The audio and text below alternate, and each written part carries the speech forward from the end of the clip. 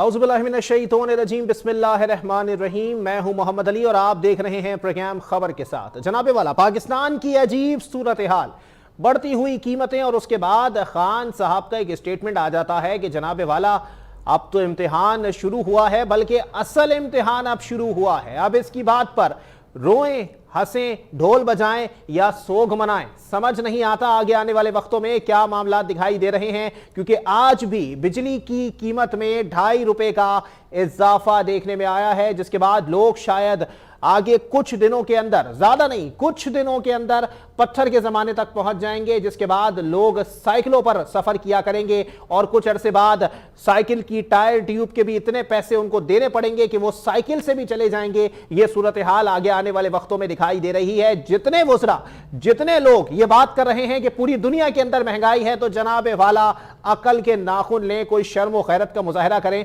और उसके बाद ये बात करें कि पूरी दुनिया में प्राइसेस बढ़ रहे हैं, तो पूरी दुनिया में मजदूर की एक दिन की उजरत भी बढ़ रही है। ये किसी को दिखाई नहीं देता। सियासी तौर पर, जाती तौर पर, नजरियाती तौर पर, जमहूरी तौर पर अंधे बैरों का बाजार लगा हुआ है। इसी पर मजीद बात करेंगे। हमारे साथ मौजूद हैं मुस्लिम लीग नून के अहम रहनुमा हैं, किसी तारुफ के मोहताज नहीं है, मईशत को बड़ी गहरी नजर से देखते हैं, मिर्जा इश्तियाक बेग साहब। बहुत शुक्रिया इश्तियाक बेग साहब, आपने अपना कीमती वक्त इनायत किया। इश्तियाक भाई, क्या कहना पसंद करेंगे सूरत हाल के अंदर? आज बिजली पर भी 2.5 रुपए बढ़ गए और प्राइम मिनिस्टर साहब कहते हैं असल इम्तिहान तो अब शुरू हुआ है, यानी आपकी पेशगोई दुरुस्त साबित हुई। देखिए, मैं हमेशा आपके प्रोग्राम में ये मैंने कहा था कि ये हुआ है कि हुकूमत ने IMF की तमाम शराइत मान ली हैं, जिसमें 2 चीजें उन्होंने उनसे कही थी। एक तो ये था कि जी हम पेट्रोल की लेवी जो है वो बढ़ाएंगे।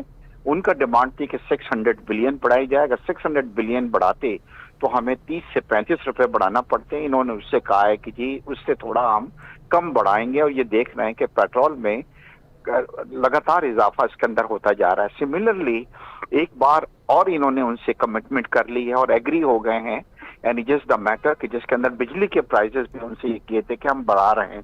देखिए, प्राइसेस तो आप IMF के प्रेशर में आके बढ़ा रहे हैं, मगर आप ये भी देखें कि आवाम में इतनी सख्त है कि वो ये बर्दाश्त कर सकते हैं। खुर्दनोश की जो चीजें हैं वो डबल से ज्यादा हो चुकी हैं। एक तरफ वो उसको बर्दाश्त नहीं कर पा रहे हैं और दूसरी तरफ आप जो हैं इन तमाम चीजों पे प्राइस बढ़ा रहे हैं। पेट्रोलियम, जिसके प्राइस अगर पेट्रोलियम पे बढ़ाते हैं तो इससे क्या हो रहा है कि आपकी ट्रांसपोर्ट पे महंगी होती है और दूसरी चीजें जो होती हैं उसकी कीमत पे भी फर्क पड़ता है। और बिजली की आपको मैं एक चीज बतलाना चाहता हूं कि काश के इमरान साहब आके ये बतलाएं कि हम हमारी अपने पूरे रीजन की सबसे एक्सपेंसिव हमारे रेट्स हैं बिजली के, और ये बढ़ाने के बाद जो है वो हमारी जो बिजली है वो 16 रुपए पर यूनिट से भी ज्यादा हो गई है। और ये ना सिर्फ कि लोगों की सकत से बाहर हो गई है, बल्कि इसमें प्रॉब्लम ये आ रही है कि हम कंपेटिटिव नहीं रहेंगे, क्योंकि जब हम इस बिजली के साथ कोई कपड़ा बनाएंगे या चीज बनाएंगे तो हम मार्केट के अंदर उसको हम नहीं कर सकते। और मेरे ये समझ में नहीं आ रहा है कि ये किस तरीके से प्राइसेस बढ़ा रहे हैं कि लोग जो हैं अब बिल्कुल उसके अंदर सकत नहीं रही है। और यही वजह है कि लोग जो हैं वो सड़कों पे आ गए हैं और पॉलिटिकल पार्टीज के ऊपर इतना ज्यादा प्रेशर आ गया है कि लोग जो हैं वो कह रहे हैं कि हमारे लिए बाहर निकले, आवाजें निकालें। अब लोग सड़कों पे आ गए, मगर ऐसा लग रहा है कि हुकूमत के कान पे कोई जूं जो है वो नहीं रेंग रही है। तो इश्तियाक बेग साहब, अगर जून नहीं रेंगेगी तो सर पहले तो ये बताएं कि फिर क्लियर कैसे होगा मामला कि आगे आने वाले वक्तों में, मैंने भी एक हुकूमत को एडवाइस दी थी कि या तो एक चीज की कीमत, एक चीज मुतय्यन कर दें कि आज 120 रुपए की वो चीज है तो वो 200 रुपए तक जाएगी, अवाम उसका जहन बना लें, या फिर कर्जा लेने की जो है वो सोच लें। लेकिन जो सूरत हाल इस वक्त दिखाई दे रही है उसके तनाजुर में तो यही कहा जा सकता है कि ये भी नहीं पता कि 120 वाली चीज जो पहुंच चुकी है वो 200 के बाद भी कहां तक जाएगी। देखिए मोहम्मद अली, लोगों को जो है आवाम को गुमराह किया जा रहा है। जिस दिन प्राइम मिनिस्टर साहब आए और ये खुशखबरी लेके आए कि जी मैं 120 अरब का एक पैकेज ला रहा हूँ और गरीबों की बहुत मदद हो जाएगी, ये हो जाएगी, उसी के एक दिन बाद आपने देखा कि पेट्रोल का पंप जो है बम जो है वो गिरा दिया गया रात के उसके अंदर और प्राइस उसके बढ़ गए। और देखिए, आप लोगों को खुदारा गुमराह ये नहीं करें कि इंडिया के अंदर जो है वो 250 का है। देखिए, मैं खुद वाइस प्रेसिडेंट रह चुका हूं federation of Pakistan chamber of commerce का और मईशत को समझता हूं। जब आप कंपेयर करते हैं पाकिस्तान के प्राइजेस तो उस कंट्री का इन्फ्लेशन भी देखिए और उस कंट्री का कि पर कैपिटल इनकम क्या है। पाकिस्तान से वहां की पर कैपिटल इनकम बहुत ज्यादा है इन दोनों ममालिक की, चाहे वो बांग्लादेश हो चाहे वो, यानी कि लोगों में जो सकत है वो ज्यादा है हमारे मुकाबले में, सैलरीज उनकी ज्यादा है। तो आप ये नहीं कह सकते। दूसरी देखिए, हमारी महंगाई की जो दो वजूहत हैं। हमारी जो महंगाई बढ़ी है इस वक्त, इकोनॉमिस्ट के अंदर उन्होंने ये कहा है कि दुनिया में जो महंगाई बढ़ी है उसमें पाकिस्तान चौथे नंबर पे है दुनिया में। मैं बतला रहा हूं, यानी कि दुनिया में जो इन्फ्लेशन आ रहा है उसके अंदर पाकिस्तान चौथे नंबर पे है। हम बहुत जल्द डबल डिजिट क्रॉस कर जाएंगे, हम 9.3% पे आ गए हैं, जबकि बांग्लादेश और इंडिया के अंदर 5.4 और 5.5 जो है वो परसेंट इन्फ्लेशन जो चल रहा है। इट मीन्स महंगाई की शरह हमारे यहाँ ज्यादा है और हुकूमत बिल्कुल बेबस हो गई है, उसके हाथ में नहीं है। और हर आदमी जो है वो इससे फायदा भी उठा रहा है, खासतौर पे वो लोग हैं जो होल्डर्स हैं, मतलब चीजों को होल्ड कर रहे हैं, और वो जनाब लखपति और करोड़पति लग रहे हैं। और where is the rate of the government? Government कुछ नहीं कर सकती। तो एक तरफ ये खाने पीने की अशिया महंगी हो रही हैं और दूसरी तरफ जो बिजली है और पेट्रोल है इसकी कीमतों में लगातार इजाफा किया जा रहा है। अगर हमारे फाइनेंस मिनिस्टर ने IMF को ये किया तो कम से कम उनको सोचना ये चाहिए था कि क्या कुव्वत बर्दाश्त है हमारी अवाम में कि नहीं है। तो सर मिर्जा इश्तियाक बेग साहब, देखिए बात दरअसल ये है, आप तो चलें ठीक है, बहुत जो है वो सीनियर आदमी हैं, बहुत ज़्यादा आपने जो है वो मईशत को देखा है। एक आम आदमी को भी ये बात पता है कि किस तरह से मुल्की हालात बेहतर हो सकते हैं, कौन सी पॉलिसी अपनानी चाहिए। ये शौकत तरीन साहब कौन सी यूनिवर्सिटी से पढ़कर आए हैं या कौन सा जो है वो सिक्का लेकर आए हैं हाथ में, जिसकी वजह से इनको पता ही नहीं है कि बारात किस समत में जा रही है और मुझे बारात को किस तरह जाने से रोकना है? देखिए, उन्हें बिल्कुल एहसास नहीं है, क्योंकि ये हमारे गवर्नर स्टेट बैंक भी आए हैं, ये भी IMF के बंदे हैं जी जी। और ये हफीज शेख की तरह एक दिन अपना ब्रीफकेस उठाएंगे और मुल्क से चले जाएंगे, क्योंकि इनका ट्रैक रिकॉर्ड ये रहा है कि जब ये इजिप्ट के अंदर थे तो वहां भी महंगाई का तूफान करके ये वहां से निकाले गए थे। इसी तरह हमारे जो हैं उनको कोई एहसास ही नहीं है। ये तो सर इजिप्ट वालों ने गैरत का मुजाहरा किया, इश्तियाक बेग साहब, इजिप्ट वालों ने गैरत का मुजाहरा किया कि चले वहां महंगाई इन्होंने कर दी तो इनको निकाल के बाहर फेंका गया।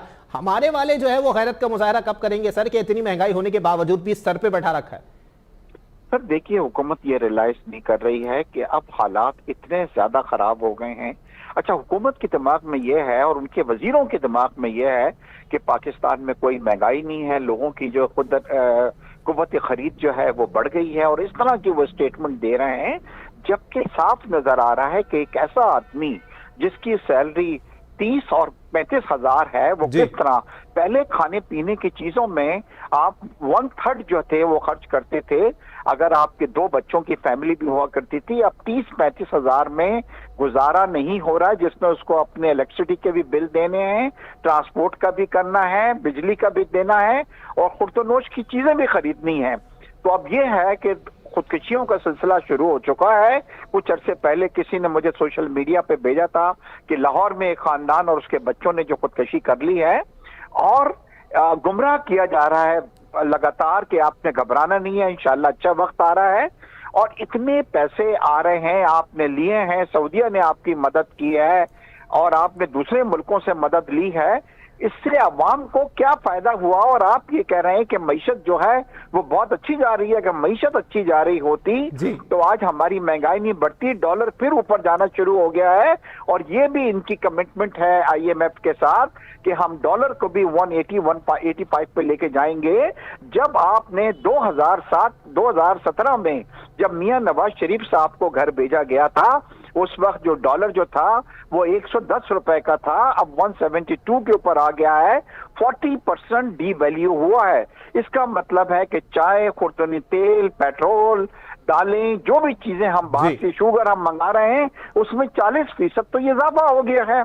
तो ये महंगाई इंटरनेशनल महंगाई नहीं है, ये हमारे अपनी गलतियों की वजह से और मिस गवर्नेंस की वजह से ये महंगाई में इजाफा हो रहा है। अच्छा इश्तियाक बेग साहब, एक बात से मैं आपकी थोड़ी सी इख्तिलाफ करूंगा। आपने कहा कि जी बताया जा रहा है कि हालात बेहतर हो रहे हैं। सर कहां बताया जा रहा है? इमरान खान साहब तो आके कौम से खिताब में ये बात बोलते हैं कि जी हमें पेट्रोल की प्राइसेस मजीद बढ़ाने पड़ेंगे, और आज मौसूफ खिताब करते हुए फरमाते हैं कि असल इम्तिहान तो अब शुरू हुआ है, मजीद महंगाई के लिए तैयार रहें, यानी कि मजीद तबाही के लिए तैयार रहें। इन शॉर्ट अगर बात कर ली जाए तो इस वक्त क्या लगता है सर आपको? मैं तो आपकी इस बात से इख्तिलाफ करता हूं कि कोई अच्छी खबरें दी जा रही हैं, या तो वो जरा रखे इसी बात पे कि जी सारे बुरी खबरें देते रहे अब आपको। देखिए, इनके वज़रा ने ये कहा है कि लोगों की आमदनी के अंदर इजाफा हो गया। अब पता नहीं किन की आमदनी के वो इजाफे की बात कर रहे हैं। एक आम आदमी की शुगर माफिया की आमदनी में इजाफा हुआ हुआ है, बिल्कुल। गन्ना माफिया के और गंदम माफिया के जो है वो आमदनी में इजाफा हुआ है, लेकिन आम आदमी की अगर आपकी और मेरी बात कर ली जाए तो हमारी आमदनी में बिल्कुल इजाफा नहीं हुआ। हेलो जी इश्तियाक बेग साहब, आवाज आ रही है? जी हाँ बिल्कुल, हाँ जी, अभी थोड़ी सी देर आपकी आवाज मेरी जी सर, मैं यही कह रहा हूँ कि चीनी माफिया, गंदम माफिया और दीगर माफिया जो काम कर रहे हैं उनकी इनकम में तो माशाल्लाह इतना इजाफा हो गया है कि अल्लाह ताला और तरक्की दे उनको।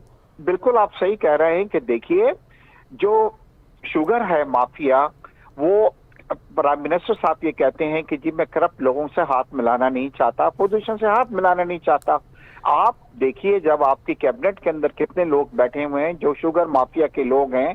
खुसरो बख्तियार साहब जो हैं वो वहां पे बैठे हुए हैं। मोनी सिलाई साहब हैं जो चौधरी के बच्चे हैं, क्या है, उनकी अपनी शुगर मिल्स हैं तमाम। अच्छा, तो उनको आप नहीं पकड़ रहे। और ये सबसे बड़ा जो था, जो एक कमीशन बैठा था जिसने ये प्रूफ किया था कि ये जो शुगर का जो बहरान शुरू हुआ था, इसके अंदर जहांगीर तरीन जो थे इन्वॉल्व थे। क्या हो रहा है, जहांगीर तरीन को भी हाथ नहीं लगाया गया क्योंकि उन्होंने कुछ MNS और MPS को लेके एक अपनी मतलब एक प्रेशर ग्रुप बना लिया।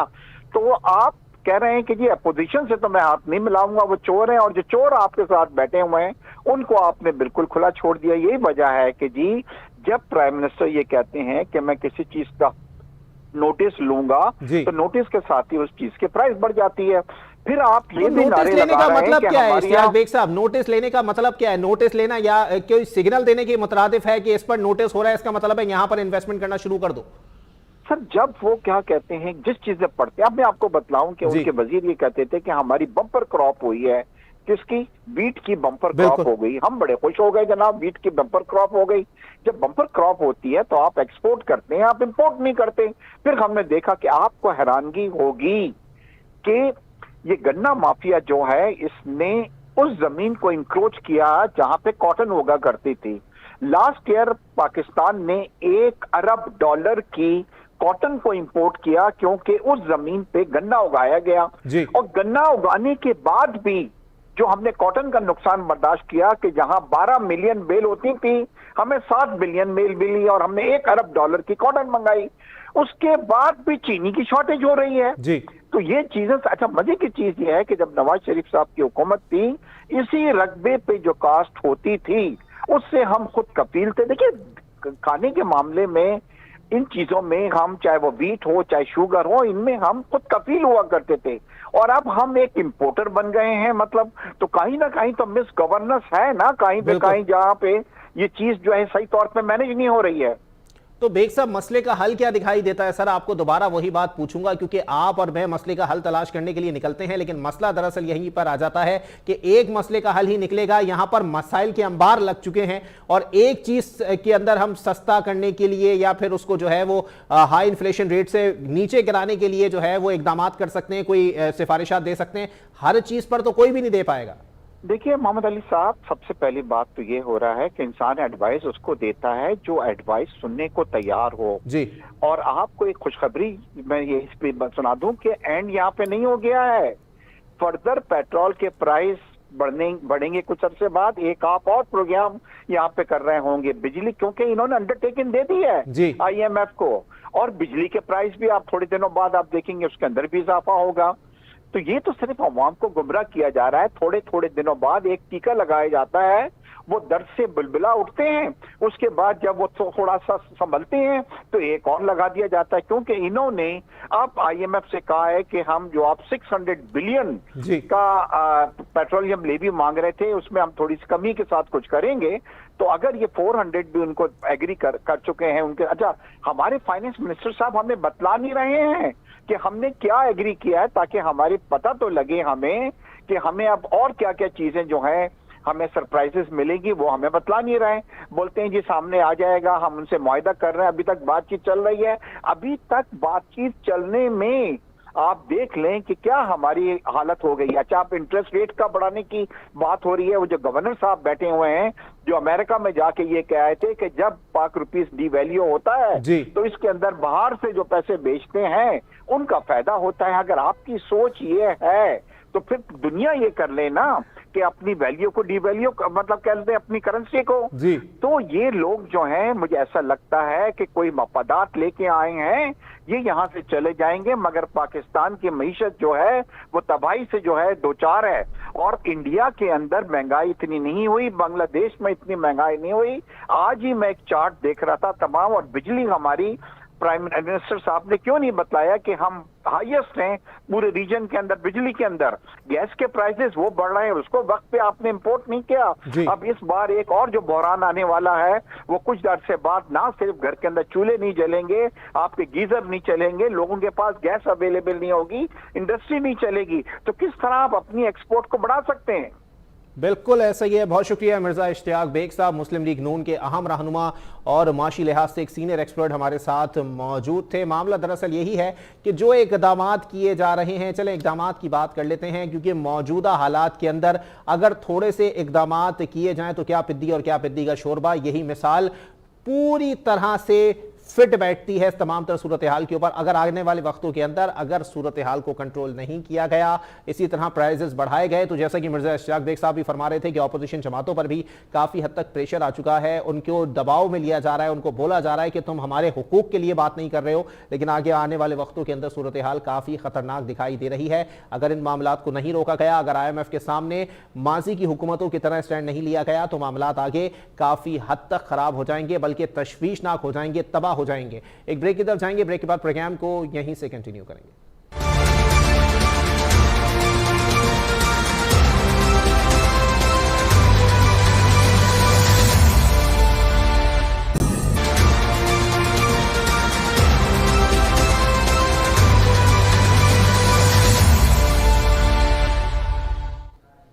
वेलकम बैक नाज़रीन, प्रोग्राम के सिलसिले को आगे बढ़ाएंगे और अब मामलात क्या हैं, चलें ठीक है दूसरे टॉपिक की तरफ बढ़ते हैं। क्या सूरत हाल है पाकिस्तान के अंदर? पाकिस्तान के अंदर सूरत हाल ये है कि अब एक नया ट्रेंड पाकिस्तान के अंदर चल पड़ा है कि जिस तंजीम को अपने नाम के आगे से कलदम हटाना हो, या फिर जिस तंजीम को अपने ऊपर आयद की गई पाबंदी हटानी हो, तो वो एहतजाज, मुजाहिरे, तशद्दुद और मुल्की सलामती पर खतरात का सहारा लेकर वो तमाम तर अपने मुतालिबात मनवा सकते हैं, जिसके तहत वो दोबारा से अपनी जो सरगर्मियां हैं उनको कंटिन्यू रख सकते हैं। अगर मैं बात करूं तहरीक लब्बैक पाकिस्तान के हवाले से, कलदम हटा दिया गया, चले ठीक है, नोटिफिकेशन जारी हो गया। अब सूरत हाल को किस तरह से देखा जाएगा, क्योंकि आगे आने वाले वक्तों के अंदर मजहर अब्बास साहब भी एक सीनियर तज्जियाकार हैं, उन्होंने एक तज्जिया दिया है कि अगर तहरीक लब्बैक पाकिस्तान से पाबंदी हट सकती है तो MQM लंदन वालों ने क्या बिगाड़ा है, उनके ऊपर से भी पाबंदी हटा दी जाए। सिपाही साहबा ने क्या बिगाड़ा है, उनके ऊपर से भी पाबंदी हटा दी जाए। सिपाही मोहम्मद ने क्या बिगाड़ा है, उनके ऊपर से भी पाबंदी हटा दी जाए। ये बाकायदा एक नया ट्रेंड पाकिस्तान के अंदर चल पड़ा है, इस पर बात करेंगे। हमारे साथ मौजूद हैं, बुक राइटर हैं, सीनियर तज्जियाकार हैं, साबिक पॉलिटिशियन हैं, जनाब शमा मुंशी साहिबा। बहुत शुक्रिया शमा मुंशी साहिबा, आपने अपना कीमती वक्त इनायत किया। शमा मुंशी साहिबा, क्या कहेंगी? सारे मुतालिबात निकल कर सामने आ गए हैं और माहिरीन की राय यह है कि जितनी कलदम तंजीमें सड़कों पर निकलेंगी सबको कलदम से हटा दिया जाएगा।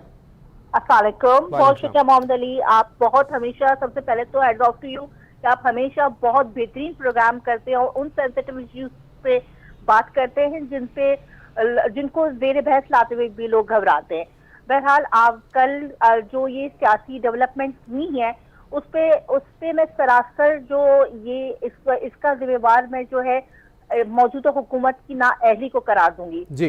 वजीर आज़म इमरान खान और PTI की हुकूमत ने मुल्क को, कौम को इस नहज पे पहुंचा दिया है कि हमारे पास इसके अलावा कोई भी चारा कार ना था कि हम TLP से एक मुआहदा करते। वही TLP जिसको आपने अपनी जो है मिस हैंडलिंग की वजह से जुलाई में है कालदम करार दिया था जी। और और फिर आपने 7 वजीर साहब को जो है गिरफ्तार किया, उनको बिहाइंड द बार्स डाला। उसके बाद आपने उनको किसी तरह मजबूर करके फिलहाल जो है उनको ये कहा कि आप चले जाएं। फिर उसके बाद हम देखते हैं कि TLP के जो मौजूदा वो मुजाहरे शुरू हुए थे, उसके बाद जो है फवाद चौधरी साहब जो कि वफाकी इंफॉर्मेशन मिनिस्टर है, उन्होंने कहा एक दिन पहले, मुआहदे से एक दिन पहले ये फरमाते हैं कि जो है कालादम तंजीम जो TLP है उसके बारिश से प्रभावित है और आज से हम इसको मिलिटेंट कहेंगे, यानी कि अस्करी तंजीम कहेंगे और अस्करी तंजीम कहेंगे। और इसी तरह से जो है ये इन्होंने कहा, वजीर आजम साहब ने कहा कि इनको आईनी हाथों से जो है निपटा जाएगा, इनसे किसी किस्म का कोई कॉम्प्रोमाइज ना किया जाएगा। इस तरह से शेख रशीद साहब फरमाते हैं कि मैंने हर तरह वो कर लिया, इनके साथ मुज़ाकरात करके देखिए, लेकिन वो किसी तरह से हमारे कंडीशंस पे नहीं आते।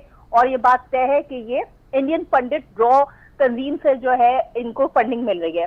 सही। अब वेरी नेक्स्ट डे हम देखते हैं कि जो है आर्मी चीफ की जो है तदब्बुर से और दानिशमंदी से ये मामला जो है मुख्तलिफ फिक्र के जो है उलमा कराम को ऑन बोर्ड लेकर सॉल्व कर दिया जाता है, जिसमें कि ताजिर कम्युनिटी के कुछ लोग भी शामिल होते हैं। बिल्कुल ऐसा ही है। तो मेरे ख्याल में इससे बड़ी बदकिस्मती क्या होगी कि एक हुकूमत जिसके पास पार्लियामेंट का फोरम मौजूद है, अगर ये वजीर आजम साहब अपनी एक मैसिव ईगो को जो है एक साइड में रख लेते और पार्लियामेंट को ऑन बोर्ड लेकर उनको कॉन्फिडेंस पे लेकर अगर ये जो है करारदाद पेश कर दी जाती तहरीक लबैक से मुतालिक जो मुआहदा हुआ था इनका 2020 में, वो ये लोग सामने रख देते तो मेरे ख्याल में पार्लियामेंट इसका बहुत अच्छा सोल्यूशन निकाल सकती थी। लेकिन ये जहां जहां ये मुजाहरे करती जा रही है अपनी नाअहली की, अपनी नालायकी की इमरान खान साहब और उनकी काबीना, तो इन्होंने फिर जो है पूरी कौम को दोबारा एक एम्बैरेसमेंट का सबब बनाया। और आप देखिए कि आपका जो इंफॉर्मेशन मिनिस्टर है वो अपनी ऑफिशियल ट्विटर अकाउंट पे जब आपका जो है मुआहदा हो जाता है आप तहरीक तालिबान पाकिस्तान से, जिसमें कि मिलिट्री एस्टैब्लिशमेंट का बहुत बड़ा और बहुत मजबूत किरदार है, तो आप अपने जो है अपने ट्विटर अकाउंट से जो ऑफिशियल अकाउंट है उस पे आप जो है दुनिया के ममालिक को जो कि आपके ऊपर FATF में आपका नाम शामिल करते हैं, आप उनको जो है प्रोवोक कर रहे हैं, उनको दावत दे रहे हैं कि आप ये फरमा रहे हैं अपने ट्वीट पे कि अगर पाकिस्तान इसी तरह कालदम तंजीमों से मुआहदे करता रहा तो वक्त दूनी कि पाकिस्तान आइसोलेट हो जाए।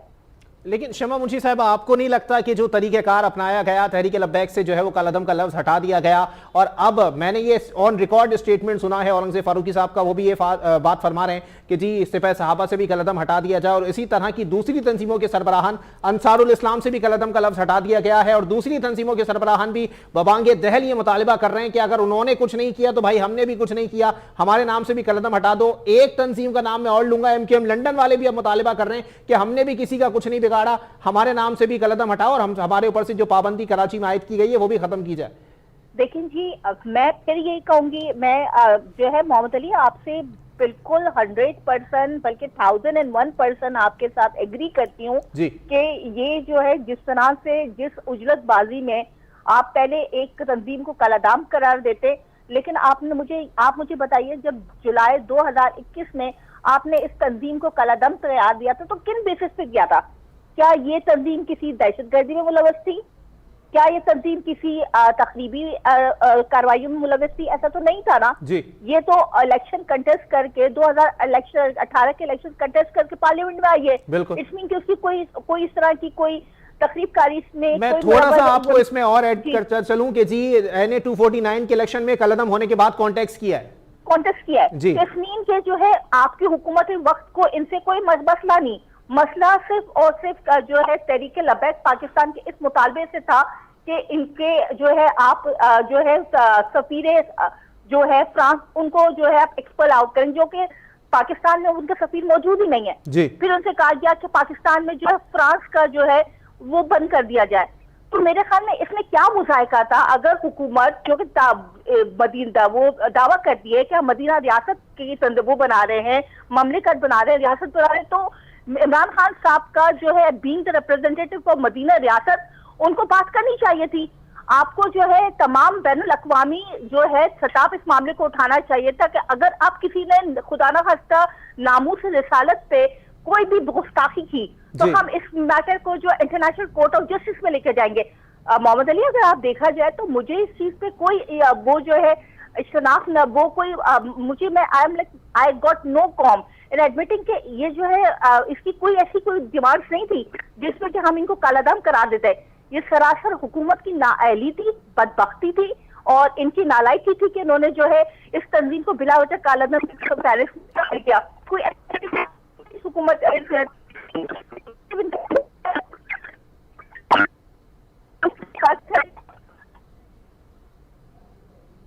गालिबन राब्ता मुनक़ता हो गया। मैं दोबारा टीम से गुजारिश करूंगा दोबारा शमा मुंशी साहिबा को लाइन पे लिया जाए और वाकई अगर यही सूरत हाल है कि जी एक जानिब फवाद चौधरी साहब जो है वो हुकूमत से बिल्कुल अलग होकर चल रहे हैं, वो कुछ और बात कर रहे हैं, हुकूमत कुछ और बात कर रही है, तो ये एक इबाम पैदा करता है। लेकिन बात वहीं पर आ जाती है। दोबारा शमा मुंशी साहिबा में ज्वाइन कर चुकी है। जी शमा मुंशी साहिबा, चलें ठीक है, आपने बात कर ली तहरीक लब्बैक के ऊपर या दीगर तंजीमों के ऊपर, MQM लंदन के हवाले से क्या कहना पसंद करेंगी?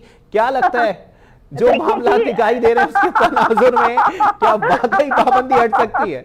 अच्छा देखिए, आपने मुझे बहुत अच्छी बात करने का मौका दिया। देखिए MQM लंदन के हवाले से किसी मुताले से बिल्कुल कतई लाइल्म हो, लेकिन क्योंकि एक उस पर पाबंदी आयद हो चुकी है तो उसका तो हम मीडिया पे जिक्र नहीं सुनते। तो लेकिन मैं खालिद मकबूल साहब के कल के बयान पे बहुत हैरान हूँ और बड़ा अचंभा गुजरा मुझे जब उन्होंने कहा कि MQM पर से पाबंदी है। मुझे जरा ये बताइए मोहम्मद अली के पिछले 3.5 साल में MQM पे कौन सी पाबंदी आयद है? MQM ने पाकिस्तान में 2018 का इलेक्शन लड़ा है, 2 वजीर मौजूद हैं, उनके 2 वजीर मौजूद हैं, 3.5 साल से वो हुकूमत में मौजूद है। आपकी कराची के इतने मसाइल पैदा होते हैं, उनके इदराक के लिए, उनकी तदारक के लिए मौजूद नहीं होता है। रक्षा टावर के रिहायशियों के साथ ज्यादती हो रही है, ये खामोश है। इसके अलावा जो है आपकी नेपरा जो आए वक्त कराची के अवाम के लिए जो है वो बम ब्लास्ट फेंकती है और इनके जो किरायों में इजाफा करती है, इनके बिजली के निर्खों में इजाफा करती है, तो MQM खामोश होती है। इसके अलावा ये अभी जो है काबीना, वफाकी काबीने का हिस्सा भी है। इमरान खान साहब कराची के हवाले से जो ज्यादतियों के मुर्तकब होते हैं उस पर MQM पाकिस्तान कोई आवाज नहीं निकालती। मुझे ये बताइए इनके ऊपर कौन सी पाबंदी है?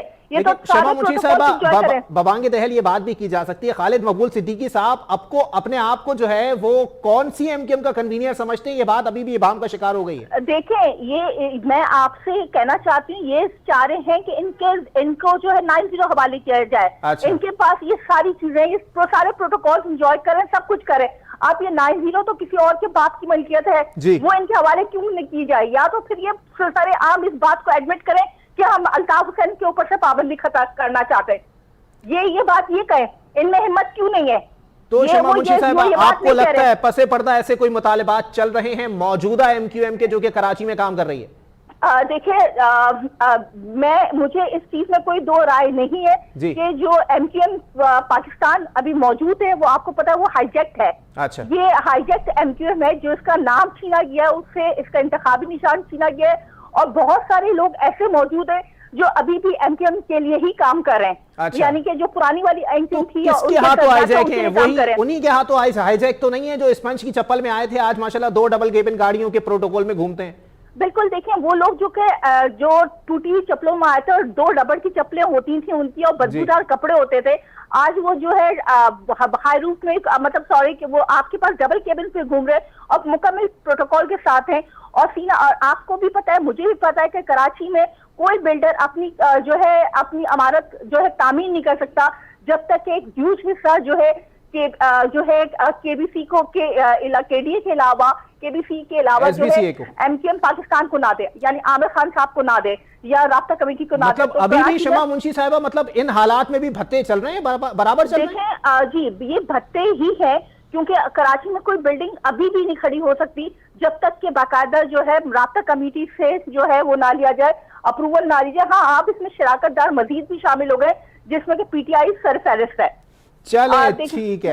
जी। और मैं इसके अलावा एक बात और कहना चाहूंगी कि देखें, हम लोग जो है भरपूर मजम्मत करते आ रहे हैं एक जमाने से उनकी जनाब मुस्तफा कमाल साहब की। लेकिन मुस्तफा कमाल साहब को मैं एक क्रेडिट ये जरूर देना चाहूंगी कि कम अज कम इन्होंने जो है किसी के पार्टी का नाम हाईजैक नहीं किया, किसी का इंतखाबी निशान जो है हाईजैक नहीं किया।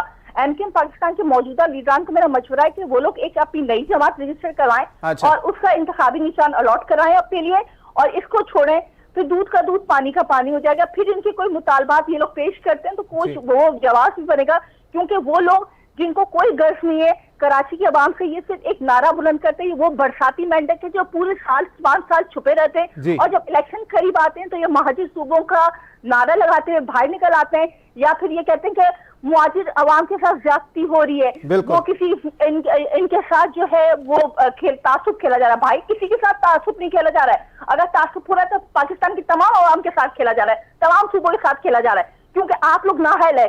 आप लोग जो है, आप लोग अपनी वेस्टेड इंटरेस्ट को देखते हैं, अपनी लूट प्लंडर को देखते हैं, अपनी करप्शन को देखते हैं, और बाद में आप लोग जो है अपने कार्ड्स खेलने आ जाते हैं। लानत इन पे, लानत। ठीक है, बहुत शुक्रिया शमा मुंशी साहिबा, सीनियर तज्जियाकार हमारे साथ मौजूद थी, बड़ी जज्बाती गुफ्तगू कर रही थी और उनका कहना यही है कि जी चलें ठीक है, एक मामला अलग है, दूसरा मामला पॉलिटिकली है, और ऐसी ही सूरत हाल के अंदर कल का खालिद मकबूल सिद्दीकी साहब का जो बयान है काफी अहमियत का हामिल है कि वो कहते हैं पाबंदी हटाई जाए। ये कौन सी सियासी जमात है पूरी दुनिया के अंदर? MQM पाकिस्तान या MQM बहादुराबाद जो है वो वाहिद ऐसी सियासी जमात है जिसके हवाले से कहा जा सकता है कि 2 वजीर होने के बावजूद या फिर 6 MNAs होने के बावजूद, 12 MPs होने के बावजूद, 2 सेनेटर्स होने के बावजूद और इसी तरह के दीगर ओहदों पर बराजमान लोगों के बावजूद इस जमात पर पाबंदी आयद है। लेकिन खालिद मकबूल सिद्दीकी साहब ने अपने इस बयान की बिल्कुल भी कोई कलई खोल दी है कि यह बयान उनकी जानिब से किस तनाजुर में दिया गया था। और यह सवाल मैंने शमा मुंशी साहिबा से भी किया कि खालिद मकबूल सिद्दीकी साहब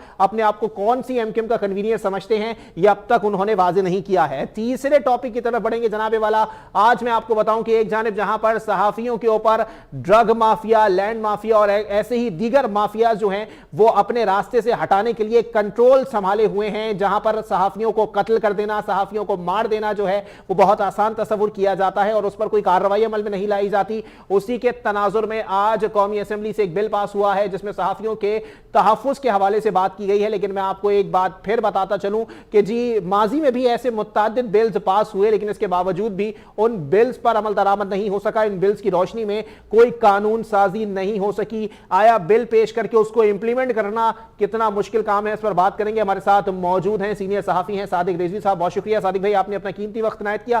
सादिक भाई क्या कहना पसंद करेंगे सर? एक और बिल, मतलब इतने बिल पेश हो चुके हैं, ये कौन सा बिल है सर? सहाफियों का बिल है, इसको बिजली का बिल समझ लिया इन लोगों ने?